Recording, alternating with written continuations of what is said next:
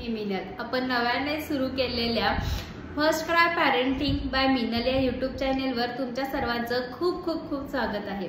आपण आज एका खूप महत्त्वाच्या गोष्टीवर चर्चा करणार आहोत. म्हणजे आता प्रत्येक आईच्या मनात हा प्रश्न चालूच असणार आहे.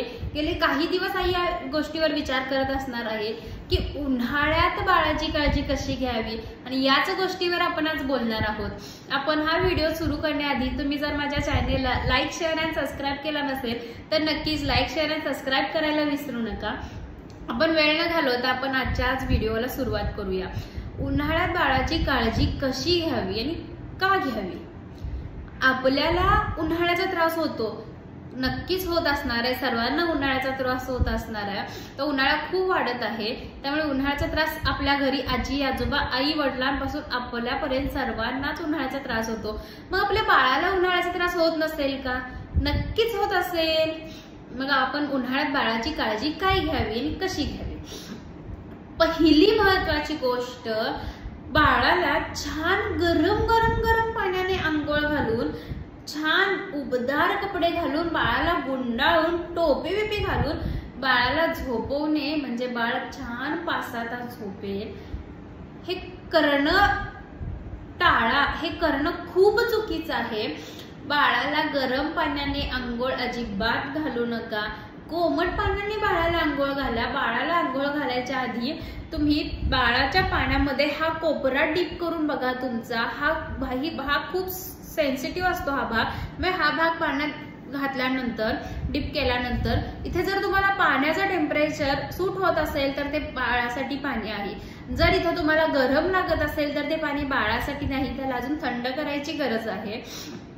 नंतर बाळाला ह्या कोमट पाण्याने आंघोळ घातल्यानंतर छान गुंडाळून टोपी घालून झोपवणं बंद करा. उन्हाळ्यात छान बाळाला सुती कॉटनचे लूज कपडे घाला, ज्यात हवा खेळती राहील आणि बाळाला गरमीचा, उन्हाळ्याचा त्रास होणार नाही. नंतर बाळाला आंघोळ घालताना खूप रॅश डाळीचं पीठ वापरून, बेसन पीठ रगडून घालणे हा प्रकार टाळा. बाळाला त्या बेसनच्या पिठाने खूप रॅशेस होतात, त्याचा बाळाला त्रास होतो, त्यामुळे बाळाला रॅशेस होऊ शकतात. दुसरी गोष्ट, बाळाला आंघोळ वगैरे झाल्यानंतर छान पावडर मध्ये माखणे हा प्रकार टाळा.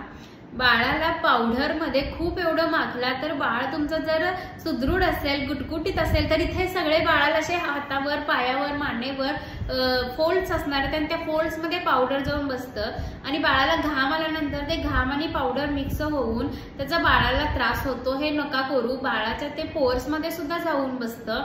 मग बाळाला पावडरच नाही लावायची का? तुम्हाला जर बाळाला पावडर लावायची असेल तर असं चिमटीत पावडर घ्या, झाडाने बाळाला थोडं टॅप करून लावा. बाळाला अख्खं पावडर मध्ये माखण्याची काही गरज नाहीये. तिसरी महत्वाची गोष्ट, बाळाला उन्हाळ्यात दूध किती पाजवावे, त्याचे प्रमाण काय असेल. तर बाळाला उन्हाळ्यात दुधाचं प्रमाण थोडंसं वाढवा. तुमचं जे दूध पाजवायचं बाळाचं जे काउंट आहे ते थोडंसं काउंट वाढवा. बाळ स्वतः सुद्धा थोडंसं ऑफर फिडिंग मागेल. काय होतं की तुमचा जसा घसा, आता माझा बोलून घसा थोडासा सुकलाय, तुमचाही घसा सुकत असेल तसंच बाळाचा घसा सुद्धा सुकतो. त्यामुळे बाळाला इथं ओलं करण्याची गरज असते. त्यामुळे बाळ सारखं ऑफर फीड मागतं आणि ते एखाद दुसरं मिनिट बाळ दूध पितं. हे त्यांचं जर घसा ओला झाला तर बाळ परत थांबतं दूध प्यायचं. बाळाचा घसा वाळतो म्हणून ते दूध मागत असतं. आणि खूप महत्वाची गोष्ट आहे की बाळाला डिहायड्रेटेड ठेवणं सुद्धा महत्वाचं असतं. मग उन्हाळा चालू झाला म्हणून बाळाला थोडं 1-2 चमचे मी दूध घालू शकतो का? तर नक्कीच नाही. 6 महिन्याच्या आतील बाळाला दूध सोडून पाणी वगैरे इतर गोष्टी घालण्याची काही सुद्धा गरज नसते. पण लास्ट व्हिडिओ मध्ये बघितलं की आईचं बाळासाठी जे दूध असतं त्यातलं स्टार्टिंगचं जे दूध येणार असतं ते खूप थिन असतं, पातळ असतं, पाण्यासारखं असतं. तुम्ही जर तो व्हिडिओ बघितला नसेल तर नक्कीच तो व्हिडिओ बघा.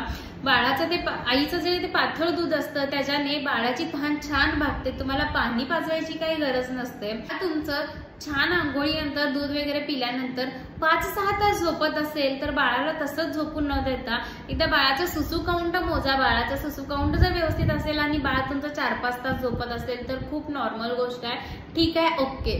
पण बाळाची सुसू काउंट कमी असेल आणि बाळ तुमचं 4-5 तास झोपत असेल तर बाळाला डिहायड्रेशन होतंय. तुम्ही तुमच्या पिडियाट्रिक डॉक्टरांना भेटून त्याचा सल्ला घ्या. ती गोष्ट स्वच्छता, बाळाची व्यवस्थित स्वच्छता ठेवणे ही उन्हाळ्यातली खूप गरजेची गोष्ट आहे.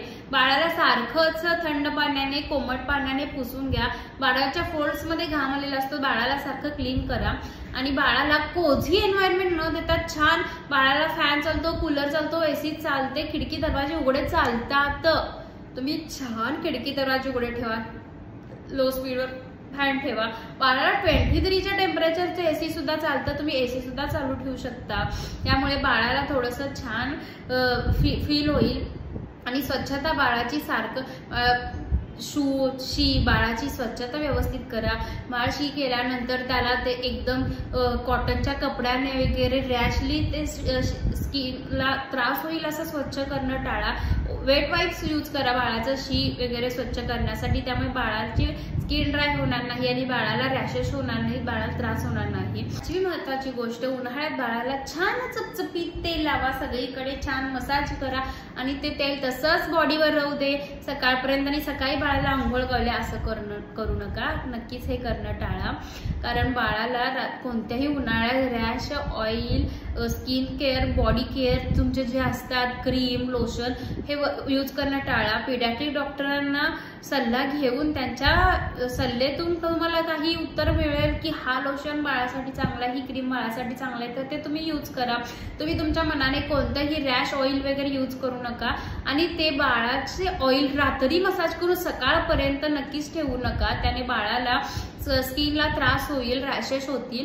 त्यामुळे बाळाला मसाज तुम्ही करा, ऑइलने करा, पण मसाज नंतर बाळाचं परत बॉडी पूर्ण स्वच्छ करा. त्याला ओल्या कापडाने सगळे पुसून घ्या आणि ऑइल घालवा, ऑइल बॉडीवरून रिमूव्ह करा. Thank you so much. अजून जर व्हिडिओला सबस्क्राईब नसेल केला तर सबस्क्राईब करा. Bye bye.